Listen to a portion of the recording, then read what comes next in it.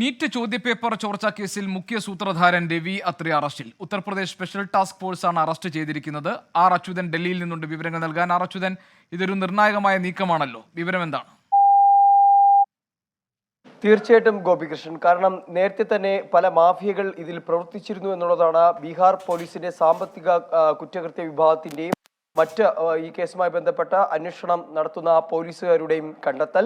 നിലവിൽ ഇപ്പോൾ ഇതിലെ മുഖ്യ സൂത്രധാരൻ രവി അത്രിയാണെന്നാണ് പോലീസ് കണ്ടെത്തിയിരിക്കുന്നത്. ഇയാളെ ഉത്തർപ്രദേശിൽ നിന്ന് സ്പെഷ്യൽ ടാസ്ക് ഫോഴ്സാണ് പിടികൂടിയിരിക്കുന്നത്. നിലവിൽ ചോദ്യം ചെയ്യൽ പോലുള്ള നടപടികളിലേക്ക് കൂടി പോലീസ് കടന്നിട്ടുണ്ട്.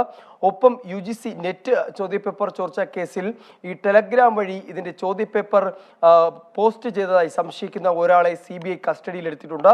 അയാളെ കുശി വെച്ചാണ് കസ്റ്റഡിയിലെടുത്തത്.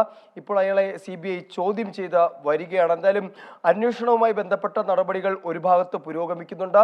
ഒപ്പം വിദ്യാഭ്യാസ മന്ത്രാലയം ഇന്ന് ഇന്ത്യയുടെ സുതാര്യത ഉറപ്പാക്കാൻ ഉന്നതതല സമിതി രൂപീകരിച്ചിരിക്കുകയാണ്.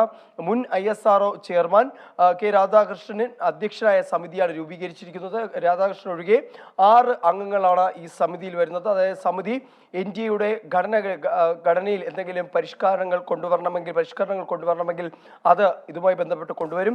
ഡാറ്റ സെക്യൂരിറ്റി പ്രോട്ടോക്കോളിൽ എന്തെങ്കിലും മാറ്റങ്ങൾ വരുത്തേണ്ടതുണ്ടെങ്കിൽ അതിലും മാറ്റങ്ങൾ വരുത്തും. അങ്ങനെ മൊത്തത്തിൽ ഒരു അഴിച്ചുപണിക്കായി കൂടിയാണ് ഉന്നതതല സമിതിയെ ഇപ്പോൾ രൂപീകരിച്ചിരിക്കുന്നത്.